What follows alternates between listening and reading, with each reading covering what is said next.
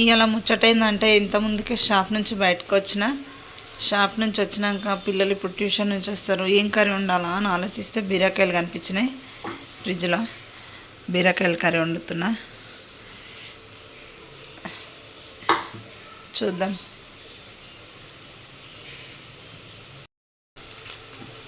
పసుపు వేసుకుంటున్నా.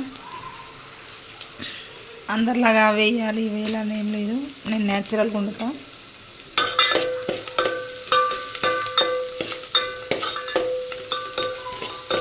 Natural curry సింపుల్గా చేసుకుంటా, మసాలాలు ఇవన్నీ ఏం చేయను. బీరకాయలు వేసుకుంటున్నా.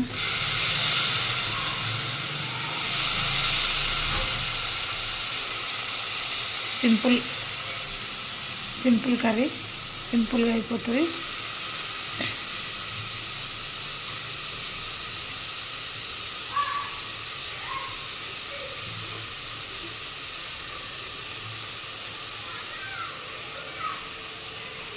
బీరకాయలు వేసిన,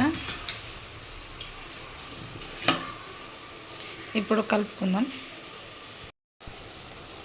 బీరకాయ కలుపుకున్న తర్వాత టమాటా వేసిన. టమాటా కొంచెం బీరకాయతో ఉడికితే చాలా బాగుంటుంది, ట్రై చేయండి మీరు కూడా. నేనైతే ఇట్లే వండుతా, అన్ని మసాలాలు ఇట్లా ఏం వేయను. ఇప్పుడు కొద్దిసేపు ఉడకబెట్టుకుంటా. కొంచెం ఉడికితే కారం తర్వాత వేసుకుంటే తొందరగా ఉడికిపోతుంది. ఉడికింది కదా, కొంచెం మనం కారం వేసుకుందాం. కారం వేసుకుంటే బాగుంటుంది. నేనైతే కొంచెం వేసుకుంటా, మా పిల్లలు కొంచెమే తింటారు.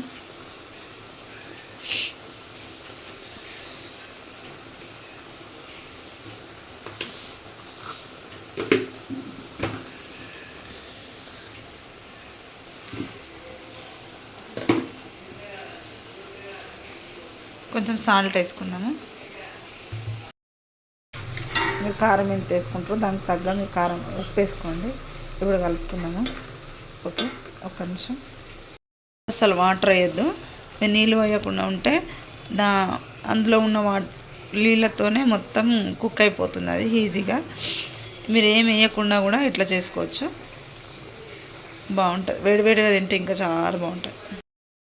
మీరు ఏ కర్రీ వండుకున్నా ఆ కర్రీ మీద ఇట్లా ప్లేట్ పెట్టి వాటర్ వేసుకోండి. అట్లయితే మీరు ఏ కర్రీ వండినా కింద మాడిపోకుండా ఉంటుంది. ఈ టిప్ అందరూ ప్రయోగం చేయండి. అట్లే కొన్ని వాటర్ వేసుకురనుకో, ఈ పైన ఉన్న వాటర్ అనేది కిందికి దిగుతుంది. దానివల్ల కర్రీ మంచిగా వాటర్ వేయకుండా నీట్గా ఉడికిపోతుంది. కర్రీ అయితే అయిపోయింది. మా ఊర్లో మేము ఇట్లే కర్రీ వండుకుంటాము, సింపుల్గా అయిపోతుంది. కర్రీ అయితే ఉడికింది. ఒక్క 2 minutes అయితే స్టవ్ ఆఫ్ చేసుకుంటే కర్రీ అయిపోయినట్టే.